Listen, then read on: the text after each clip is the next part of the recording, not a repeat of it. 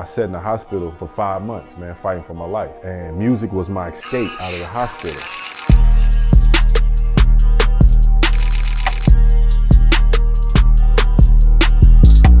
All right, y'all, welcome to the 2021 version of Yesterday's Tomorrow. Unfortunately, we can't be with you guys in person, but as a blessing, we're here with you guys virtually, with the OG, with the legend, somebody that's played a big role in my career, and so many others. We're here with Coach K. Appreciate that, Cam, for having me, man. It's love, man, for real. Yeah, for sure. So as you guys know, Yesterday's Tomorrow is a completely crowd-controlled conference. Okay.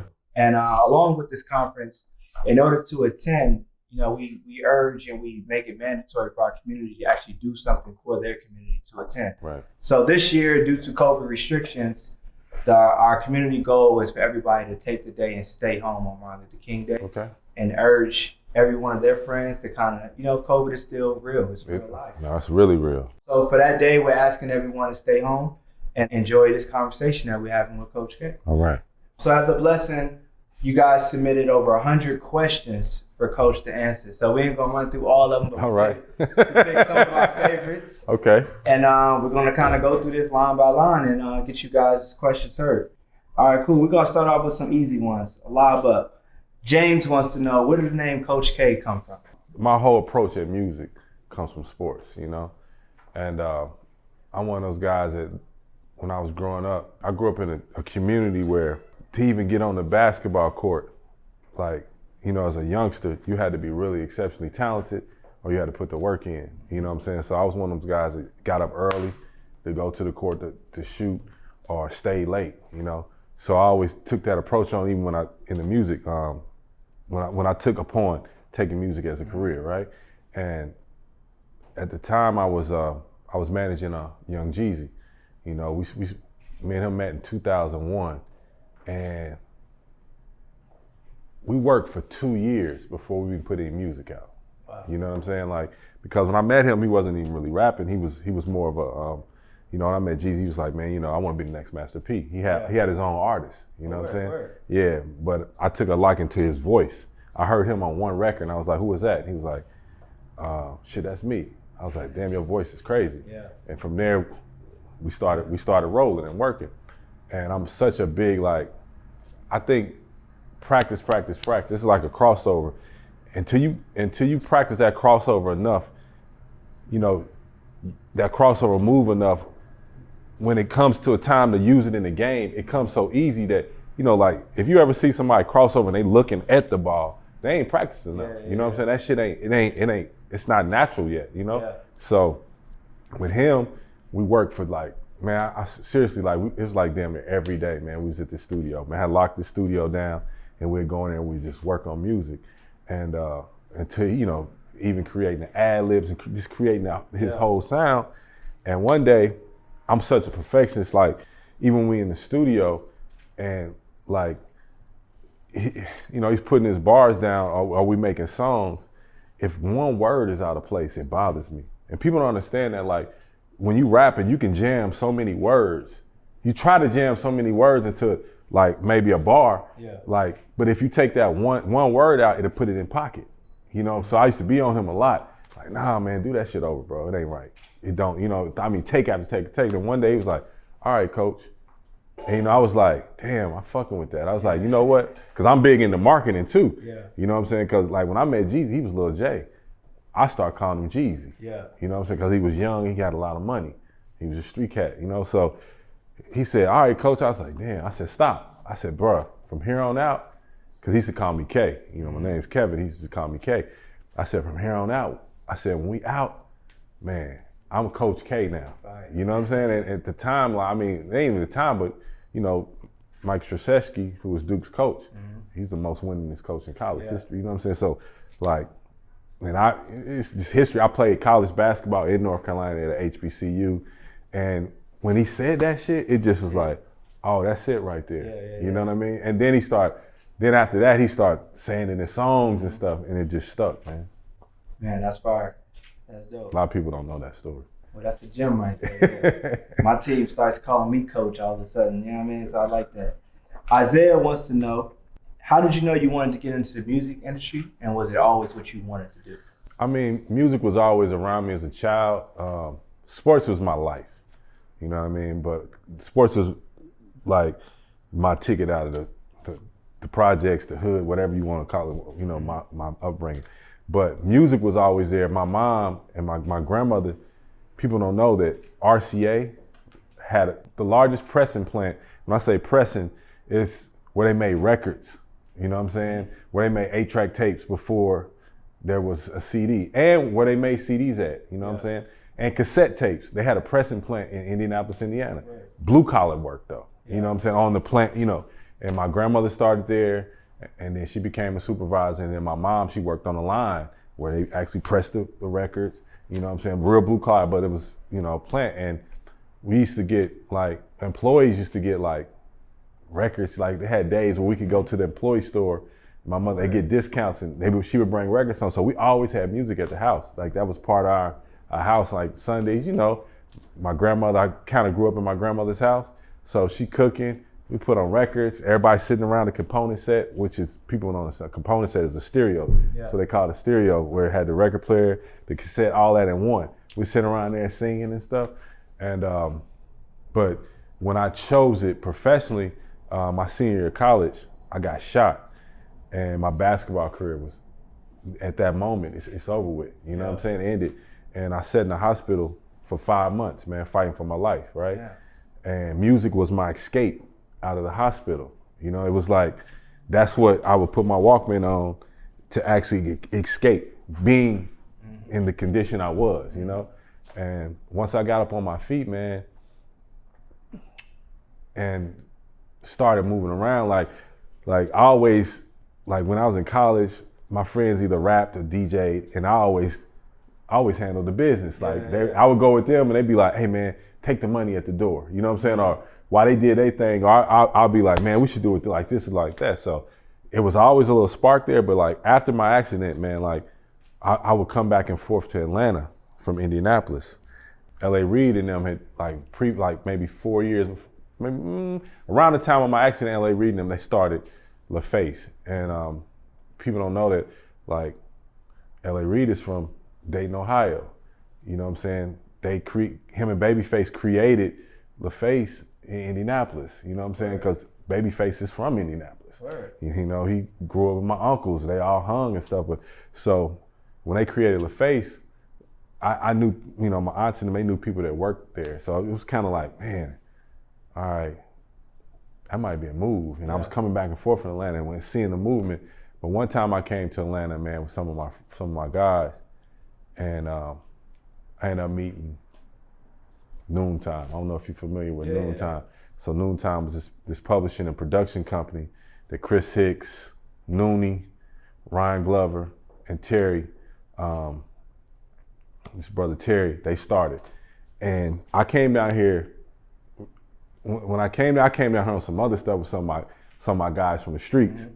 And we met these guys at their studio. And bruh, I was amazed because here I am looking at brothers the same age as me, but they got like Rolexes on, they driving Benzes and stuff. So I'm like, I said, bro, y'all sell dope, y'all in the streets. They like, nah, we gotta, you know, we in the music industry, we got a production company. And I'm like, right then, I was like, oh shit.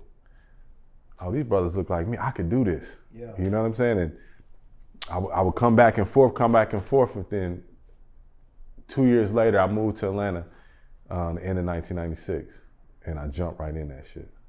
Crazy. So speaking of that time, we know Atlanta now is known for the mecca of culture and music, but you're talking like some of the early phases of what we know. Yeah. What was it like back then? I mean, it was beautiful. I mean, like at that time, because we're young, I was coming back and forth. I'm 18, 19. I'm in college. I'm in school in North Carolina. I'm driving to Atlanta, but it was a time where the AUC kind of influenced and ran the city. Yeah. You see what I'm saying? Because at that time you got Too Short moving to Atlanta. You got Eric Sermon, who's in EPMD, moving to Atlanta. And these brothers they were own rappers. They were young, you know what I'm saying? So they moved into the city, and then Freaknik, bro, had a very, very big influence on Atlanta, because you got every year you got kids graduating from the AUC or kids coming in. So you got to think, you know, with the whole bubbling of the music scene, and then Freaknik, and then like kids coming in, they taking the music home, you know. So it was like really like a big bubble then, man. Like then that was before Atlanta turned into Black Hollywood. Okay. You know, it was like a real Southern culture feel, which is still here, but it's a little bit glamorized now. It changed a lot, you know. But during that time, it was really an amazing time, man. I mean, I remember like 1995, I come to Atlanta. There's no lie. It's Clark homecoming, right? Tupac, Friday night, Tupac's in the gym at Clark for their Friday night concert. Saturday night is KRS-One. The same night, I go to the warehouse, which is not there no more, and Biggie, Shaheem, they opening up for Craig Mack. Wow. You know what I'm saying? So it was like, it was just such a, The magic was still here. Yeah. The magic's still here now too. You know what I'm saying? But it was just like, you know, it's just like, it was new. So it was like, damn, you know, like, you hear what's going on down there? And it was black. Yeah. You know what I'm saying? Everywhere else, you had to go to New York or LA. So it's like a new place where you could get to, you know what I'm saying, by driving. We used to drive to Atlanta, you know what I'm saying? But like, you know, you see all these rappers, they either New York or LA. You know, you got to really take a flight to get to these places, but you could drive down here and you could pull up in the club and you might see these guys. Crazy. Yep. No, that's crazy. So let's fast forward a little bit into your QC days. Harrison asks, why QC, and where did the name come from? So QC came from, so when me and P became partners, right? At the time, I had a management company called M&I Music Management, which is a little eclectic. You know what I'm saying? Like, people don't know. It's a side of me that's kind of really eclectic. And then, you know, I grew up in the projects in the hood, so it's like that side too. But I had this management company, and then my partner had a company called Dirty Dollars Entertainment. Okay. That was his record label. And at the time, you know, everybody know my partner P come from the streets. So when we came together, you know, I came to him one day, I was like, bro, because I'd already been in the music industry. I've, you know, for 15 years before we got in, we came together. I said, bro, it's gonna be very difficult for me to walk in these offices and sit down with these corporate folks, and the name of my company is Dirty Dollars Entertainment. You know what I'm saying? Like, it's only gonna go so far. Yeah. And you got 1 foot in and 1 foot out, so we ain't gonna be able to operate like that. So I was like, man, we gotta change the name. And he was like, all right. He said, but listen, my best friend got killed. He got murdered, you know, some years back. His name was Q. He said, man, he's my guardian angel. If you come up with something, if you put the letter Q in it, I'm telling you, man, we're gonna be good. And this ain't nobody knows. I'm giving them some gems today. You know, this shit was going on in the documentary.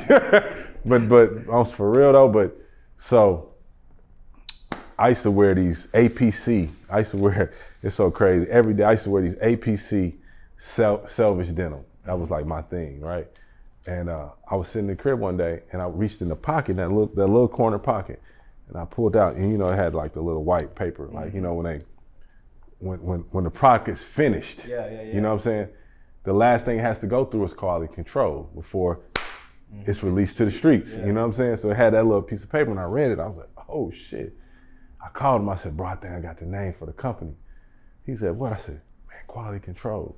He said, So I sent him the definition of it. He was like, I like that. That's when it happened.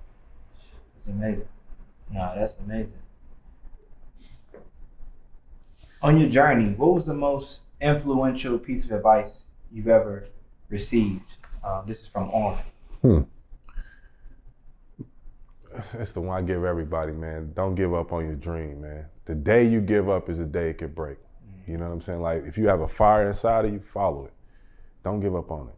You know, I tell artists that all the time. Like, as you're traveling, you know, I'm one of the people I try to make myself accessible. Yeah. You know what I'm saying? To the culture. You know, because I've been through so much. I know I carry a lot of wisdom and knowledge that I can share. So when I'm approached by a lot of, talent, I can see it. So I'm like, man, I don't know what to do. I'm about to give up. And I'm like, just don't give up. You got a fire there. Follow that fire. You know what I'm saying? Because honestly, man, like, and this music business is I tell people this all the time, it's peaks and valleys. Mm-hmm. You're going to have your peak and you're going to have your valleys. You just got to know how to maintain, the in-between. Mm-hmm. No, that's really good advice. I feel like I tell a lot of people that all the time. It's a marathon. Yeah, so yeah. You're going to be up one day. The next day it might seem like a hill or you're on the bottom of the hill. Yeah. It's part of the journey. It is. Embrace it all, the ups and the downs. Yeah. No, that's great. Najee wants to know, when was the first time you felt your vision for quality control kind of came together?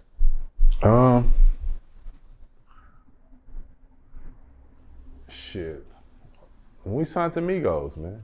Mm-hmm. You know what I mean? Like, because I've been on the management side for all those years, for 15 years before, me and Pete started the label together. I always wanted to start a label. I really didn't think I had the confidence in myself to do this shit. You know what I'm saying? So, it was more or less of, I know how to find the talent and I know how to develop the talent.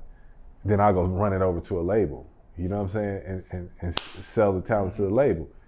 But all that time, I'm doing what a label do. You know what I'm saying? Because I'm building a product, I'm curating the product, I'm building the product. You know what I'm saying? And I'm the product, turning the product into a brand. Mm-hmm. So shit, that's what labels do. Once we signed them boys, and everything, like his street credibility and the way he was respected in the city, and his thought on entrepreneurship. Mm-hmm. You know what I'm saying? It was like an explosion, man. No, that was a crazy time. I remember. Yeah, I was there for. You came over to 1479, the old studio. Yeah, definitely. And I remember the first day Gucci brought the Migos around. They came to Charlotte with us in CIAA. I was with WAP and Scooter, and that's the first time I saw them. Back then, what did you see in them? I just seen something that I hadn't seen, and I've been in the business a long time. You know what I'm saying? His voice texture, the flow, like just that pattern of flow. Like you had seen, like you could say 3 6 Mafia, you could see, it was kind of like 3 6 Mafia, Bone Thugs and Harmony. You know what I'm saying? But came together, but with the Southern dialect, like you know what I'm saying, with the Atlanta, like that Atlanta street dope boy, that flair. You know what I'm saying? And it blew my mind. Yeah, it was an incredible time just to see where they've been, from the beginning to now. It's an amazing journey. Congratulations to you guys. Thank you. CJ wants to know, what's your favorite part of the music industry? Creating, developing, man. I love doing that, man. It's nothing like finding, you finding that diamond in the rough and you develop it, you know what I'm saying? And it becomes something. And then watching, because most of the artists, man, I ain't gonna lie, like I can't sell an artist that don't have a story. Mm-hmm. Like all the artists that we ever signed or I work with, there's a story behind it. Yeah. You know what I'm saying? Like that's the vision that I take to sell to the people.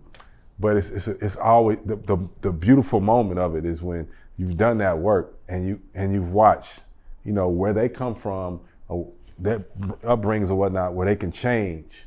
The things around them. You know what I'm saying? That's that moment. Mm-hmm. For sure. And then to follow up with that, Brandon wants to know, if you can change anything in the music industry, what would you change? I think, man, I would change just the way the business is set up. As far as like, say for instance, these so-called shows or these award shows and whatnot, you work so hard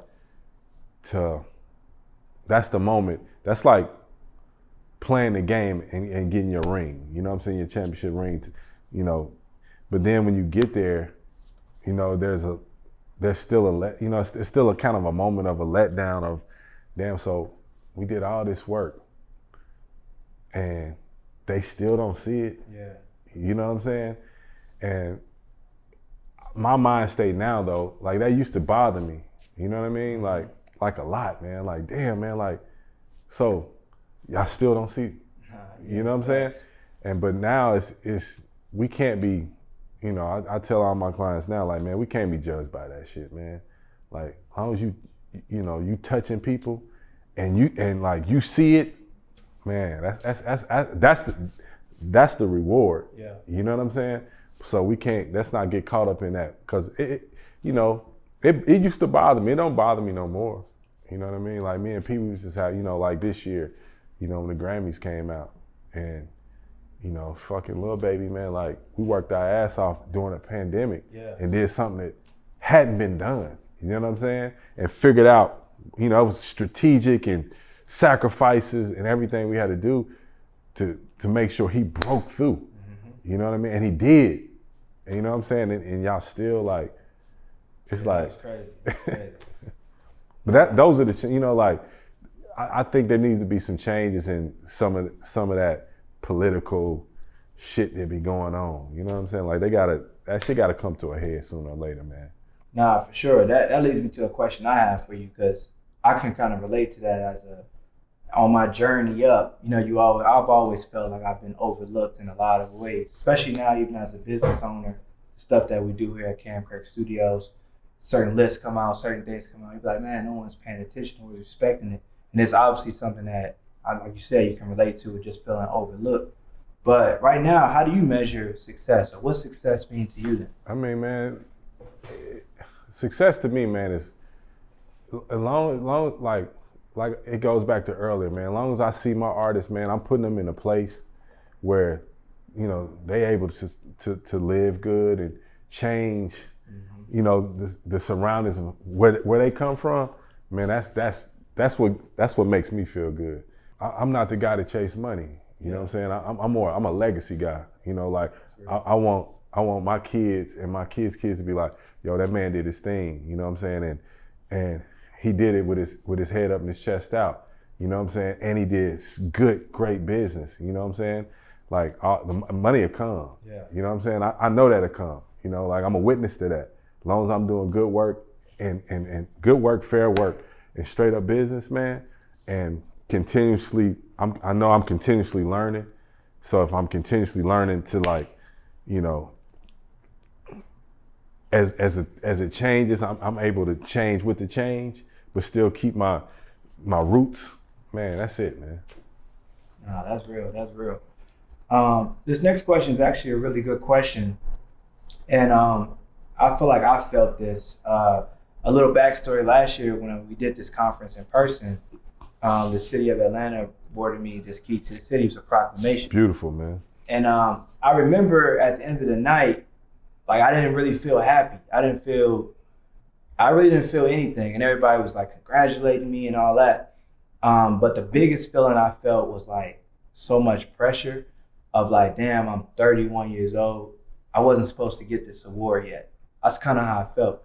And I was like, you know, if I want to do this till I'm 60, how much momentum do I got to do to top this? Like, right. What am I supposed to do next? Like, you're not supposed to give me this award now. Right. So with the success you've achieved from artist after artist after artist, Calvin wants to know, is there any pressure still to this day to produce more artists like Baby, like Most Yachty, definitely. like Migos? Most definitely. It's always pressure, man. Like, I guess I look at success different, man. You know, I don't look at it like, oh, I'm doing this for this, so I'm doing this for that. You know, like, I'm just gonna do it till I'm tired. Mm-hmm. You know what I mean? I enjoy doing it. I think the moment that it's not fun to me no more is when I bow out. Yeah. You know what I'm saying? But when I bow out, I'll go start doing something else that sparks my creativity. You know what I'm saying? That keeps that fire going. But yeah, I don't, you know, like. Nah, that's real. You know what I'm saying? Yeah. I don't, it's not a level of success that I could say where I'm gonna be like, you know what, I'm tapped out. You know what I'm saying? Nah, man, because I enjoy doing what I'm doing. Nah, that's real. That's real. We joked about this before we started. People always hit you up, I'm sure. How do I get signed? How do I get the QC?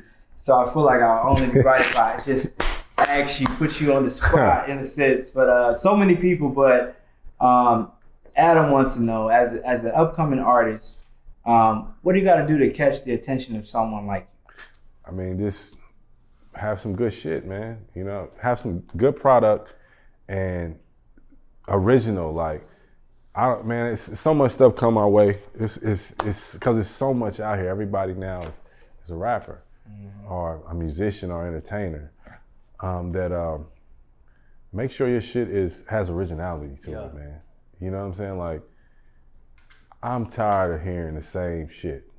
You know what I'm saying? And it's the business we in, you know. But at the same time, I think the ones that cut through is the one with originality, man. Yeah. You know, and great storytelling.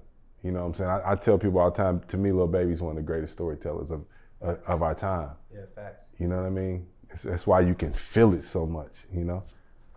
No, that's real, that's real.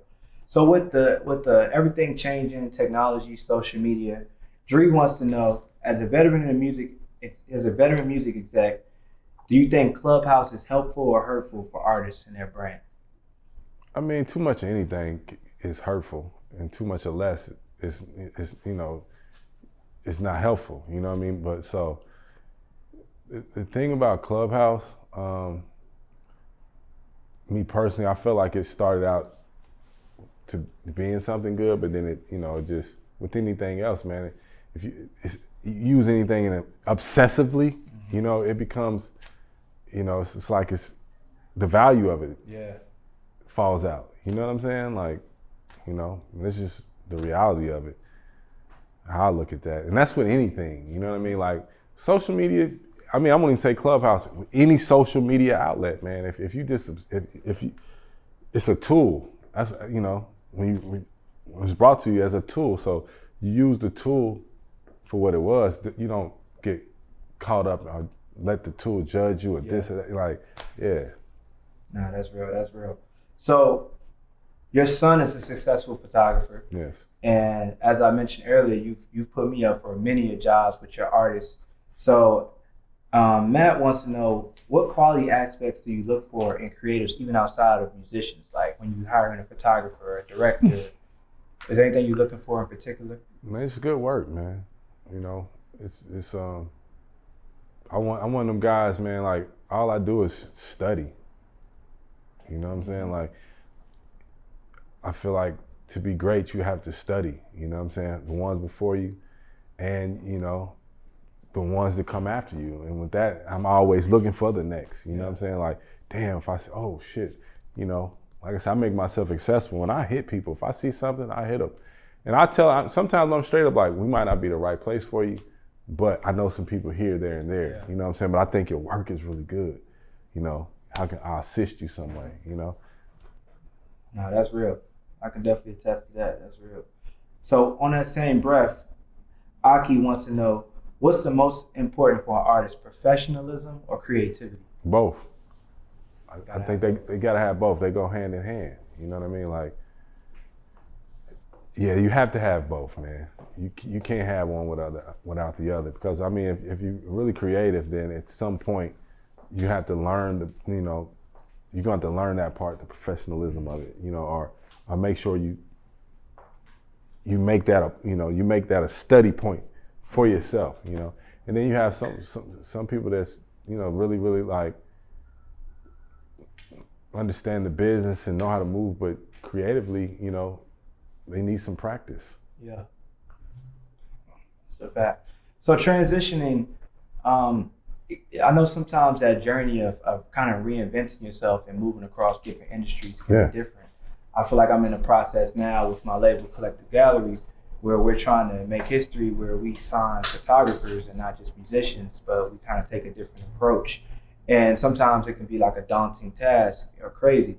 So Kyle wants to know, he says, I see you're branching out outside of music now with QC Sports. How have you allowed yourself to stay open-minded to opportunities outside of your field of quote-unquote expertise?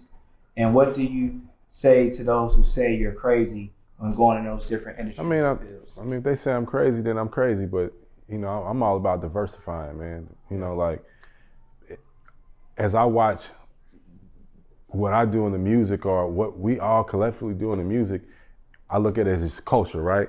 So then I start seeing culture just, if I turn on the television and I hear my artist's music, you know, attached to this big brand, or, you know, these directors reaching out because they need culture in their film, you know, or I watch these athletes, right, you know, walking out and working out to my artist's music, you know, it's all, to me, it's all in one pot, and it's all culture. Yeah. And it's all really branding, you know what I'm saying? It's all like building a brand. So how my mind works is, so if we touching all that, then I got to get in that business, you know what I'm saying?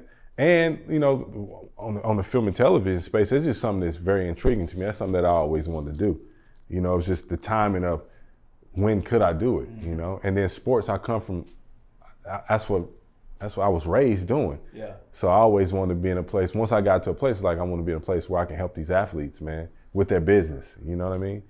And and venturing out into, like, you know, I got a degree in business management. So venturing out into like my venture company where, you know, we're buying companies and we're investing in tech companies, like that's a part of me too. So if you think I'm crazy, then I'm crazy. That's real. I'm crazy for doing the right things. Yeah. So even on that, like I just started to get into investing, and I'm a part of a private equity firm, and we're buying like Wingstops and a couple other restaurants. But as you're into it, what do you look for in a good investment? I invest in things that I use. You know what I mean? Like, would I use that? You know, would I eat that? You know, would I drive that? Or is this a form of new technology that I could use? Yeah. You know, or could this tool, do I see this in the future being a tool? Then that's what you know, those type of investments. But then, like, I'm like you too, though. I'm in a, you know, I'm with a group of people, you know, and they're professionals at it. So they bring all these different companies to me. Do you like this? Do you like this? Because I've already invested into the fund. Yeah. You know what I'm saying? So now I'm a part of whatever investment happens. You know what I'm saying? But like, they're always presenting those to me too. Daphne wants to know, what's it like having a good team that you can always rely on? Man, team is everything. Like I told you, man, my whole shit is built off sports, right? You know, it's really only one sport that you out there by yourself is boxing, you know, or karate, or, you know, wrestling. But you still, at break, you still come back to the corner to build with your team, you know? So it's you know, you out there by yourself, but it's still the team, you know, that moves the needle, you know what I'm saying? You're only strong, a good player is only as strong as their team, man. So I'm all about that, man. I think team is very important in this business and in any business. You know, I think every successful business or every business that's out there is built off a team. No, that's real, very real. sTomorrow wants to know, what's the best way to get out of your comfort zone when you feel like you're stuck? For me, man, I'll drift off and probably, like, I love art, you know, and now I always love vintage cars, but like now I'm like really into them. So I just drift off, man, and just, you know, remove myself from Coach K and Kevin Lee, go do some of the shit that soothes the inner part of that man. You know what I'm saying? Because Coach is a business, man. It's a brand. It's this, you know. So when I feel like I'm like, damn, you know, a couple years ago I felt like I was banging my head, man. I ain't gonna lie, you know, like I felt like I had no one to talk to. I felt like, you know, everybody around me couldn't see the vision, you know, and I had to step outside myself to really like bring myself back to it. That's when I really like started really searching and learning the film and television space. You know what I mean? That's when I was like, oh, we're gonna jump into sports. You know, really start diversifying, because I feel like I was, you know, just, you know, I was banging my head up against the ceiling. You know, I feel like, damn, you know, QC, we was, excuse me, QC, we were, everybody's like, y'all the biggest, y'all this, that, and that. You know, that shit starts, you know, it starts weighing on you where it's like, damn, man. So only place to go when you get here is down. Yeah. How do we maintain this? Mm-hmm. That's when I start, we got to diversify. Yeah. You know what I'm saying? We have to.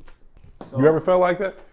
Yeah, I mean, I think that's part of what I try to do every day. I always compare it to just being in the music industry. I like to say you always have an expiration date. At least they try to put one on you. No, I tell every artist that I sign, that's the first conversation before we do the deal. I said, listen, let me tell you something. You have an expiration date. Yeah. I said, but my job is to turn you into a brand. You know what I'm saying? And within that brand, music is just your gateway to opening up that brand. You see what I'm saying? Yeah. So if we turn that brand, like what do you want to? Let's lock in on what you want to do and what's your aspiration, right? Because the artist, whoever you are, it's going to be a time when the light is going to go off. Definitely. So let's figure that out now. Yeah. Are you down for this ride? You know? Now, I've had the privilege to develop my lane, in a sense, learning from you guys directly in the music industry. I would like to say I've almost outlived some artists that I started working with. So I've always saw that, like, man, this don't last forever. Like, they love you today, and tomorrow they just might not give a damn about you. Yep. And I knew if I was going to go 2 feet in the music industry, that I was going to be held to possibly those same standards. So that's where, for me, it was like you said, diversifying. Like, okay, if I keep being an artist photographer, I'll be, one, dependent on their success, and I'll be dependent on the decisions that they make. Yep. So if they go out and do something stupid, it could directly affect my career, my longevity. So when I saw that, I was like, all right, I need to be 1 foot in and 1 foot out, and the other foot needs to be directly focused on my vision and what I want to do. And that's when I kind of really developed like the idea, you said, like being a brand. And it's like, okay, we know you do photography, we know you have a vision for that, but what else? What are you into? What are your other visions? How can you put that same lens onto other things? And that's when I started to develop the Kirk brand, and that's when we started to do like the Trap God exhibit and other exhibitions. Just my take on like art and moving photography and hip hop culture to the art world. Like, don't just look at us as urban. Like, we can be all these other things. Culture. It's culture in general. And just seeing it, like, nah, this is way deeper than just that. We don't just do that. So then it went from there to then obviously, like you said, you have a background in business, and my degree is in business marketing. I like to say I'm a marketer before I am a photographer. Yeah. That's what I do. So when it came down to developing my brand, I said, one day I want something I can pass on, like a legacy. Kirk Studios. I need a space where these kids, like around this room right now, can have a place where they can go somewhere that can believe in those crazy ideas. Like, when I started to be a photographer, everyone told me I was bugging. I was just telling the story to my friend. It was a really, really popular artist. I won't even say his name. He asked me maybe like 2-3 years into my career, put the camera down, bro. Like, you can come be my assistant, but no camera work. Right. And it was like a real decision where I had to be like, wow, like, do I let this go and do that, or whatever the case may be? So a lot of people didn't really see the full potential of the vision, what I saw. So with that, I've always felt like, you've got to be 2 steps ahead. And I really look up to Diddy and how he reinvents himself, even though it's just through the name changing. But I look at that as like, that's life. You got to continue to reinvent. For sure, you have to. You have to stay fresh. Yeah. Nah. So I definitely can relate and feel that 100%. Safwan wants to know, throughout your journey, was there ever a time you think you thought you wouldn't make it? Nah, it ain't never been a time, man. Because I don't think like that, man. I put my head down and I just do the work, man. Like, there's been times where,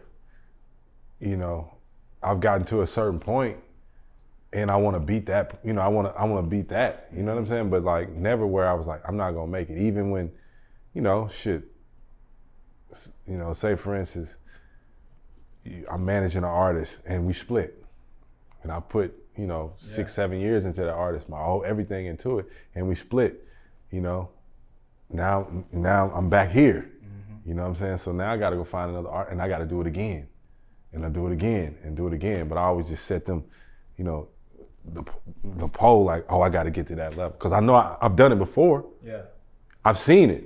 Once you let me see it, oh man, I'm gonna go back to that point, or beyond that point. I got to get back to that point though.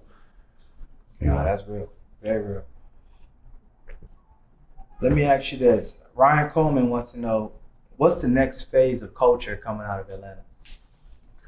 I mean, culture's always evolving. You know, like Kirk Studios is the next. Like, what you doing? You know, like shit, we building in tech, and you got your own event, and you getting, you know, the key to this, you know, the proclamation to the city. Like that's the next. Those are the next moments of culture within the culture, you know, and it's going to continue to keep building and building and building, and we're touching everything now. You know what I'm saying? Like, who would have told us? I know me. I've been in this business 23 years now, but in the sweet spot of when I managed Jeezy, right, that we would really control the right side of the billboard. You know what I'm saying? That every pop song that come out gotta have a rapper on it for it to feel real. Mm-hmm. You know, that every commercial that comes on really has a hip hop song connected to it. Like, and that's not a long 15, that was 15 years ago, bro. Like now it's just like, it's a norm. It's, you know, so that's like the next step of it, man.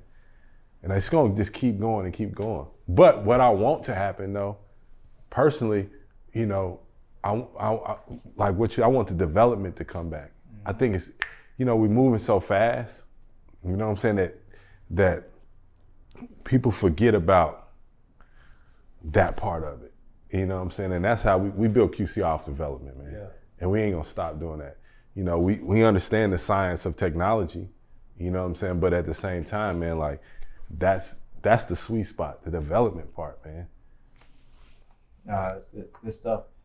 So this conference is obviously dedicated and in honor of Martin Luther King and his legacy.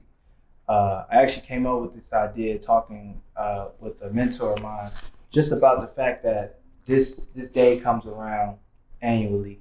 And I can speak for me, myself, and my peers. We don't really do nothing on Martin Luther King Day. You know, sometimes we just look at it as an extra day off of work or whatever the case may be. Some people go to the club on Sunday, but it's really was supposed to be a day of service and a day of actually doing something good for your community. So I wanted to kind of end this with just one last question that I have for you. And it's a little long-winded, so just bear with me. As a leader in the culture, how do you feel that we are upholding or pushing Dr. King's legacy and ideology? I think we're doing all right, but it's a lot of work that has to still be done, man.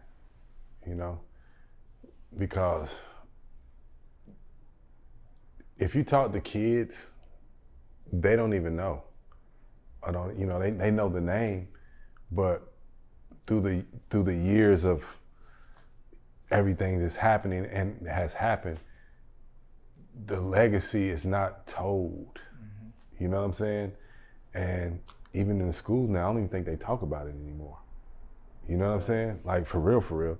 But us as, I say, cultural leaders or leaders, we have to continue. You know, and you know, I love what you're doing. This because I didn't even know that what you just said. You know what I'm saying? That every year you did it on this day, but we have to continue to do that, man. That's what's missing now. That's why a lot of the kids are lost. Yeah. You know what I'm saying? Like, I know growing up, we had leaders, although I wasn't born when he was alive, but I'm the product of my parents who marched to his drum. You know what I'm saying? Like, they were there. So it was that close. I'm one lineage away. So I felt it. You know what I mean? Like, but then us, our generation, they messed us up where we didn't continue that. It's just a few of us did, but it wasn't continued, man. But we got to get back to that, man. Yeah, most definitely, man. Man, it's been an honor. I appreciate you. A privilege to have you here, not only in my studio, but just sharing your insight, your wisdom with the community. Yeah, man, I appreciate you, man. Like this, I love everything that you do, Cam. Man, I've seen your ride from day one. We were right there. Yeah. You know what I'm saying? And to the point, like you said earlier, man, when I was called, you know, during the pandemic, and I went, you know, from a big company magazine called me and they wanted to do something else, and I was like, nah, that's not what we're doing, man. We're gonna do it this way. And these are the people that I want to deal with, because we're going through a time right now that I couldn't even let y'all do that. Yeah. You know what I'm saying? Or we won't do it at all. You know, and you was one of my first. Nah, that's real. Appreciate that. You know what I mean? For real. Because I respect what you do, man. And, you know, just to be real, man, you're a good brother, man. Like, you know, you my son's friend, man. And, you know, as black men, we go through things, you know what I'm saying? And I could call you and say, hey, man, go check on my son. Yeah. You know what I'm saying? I think he might be going through something. And you like, hey, say no more. You know what I'm saying? I appreciate you that for my brother. No doubt, man. Thank you. Yeah, appreciate you guys for tuning in. Yesterday's tomorrow. We'll see you guys next year in person.